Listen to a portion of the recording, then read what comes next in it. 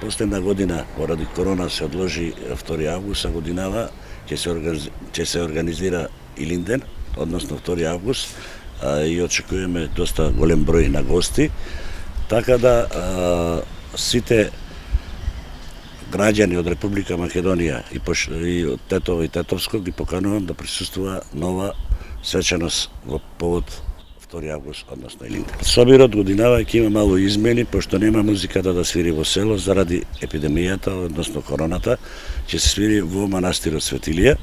Горе вечерта, значи ќе почне од 5-6 до 11 и другиот ден, односно на 2 од 7 до 16:30 или 17 часот. Сите гости ќе се придржуваат на здравствените протоколи. Годинава ќе има и измена во однос на давањето за храна, односно од страна на кумовите, кои се 12 кума, ќе има надворешно давање по масите кои што сака да зема, а исто така ќе има маси и надвор поставено за гостите што ќе дојдат. Заради епидемијата морамо да се придржуваме строго по правилата на здравствените работници што ги препорачуваат.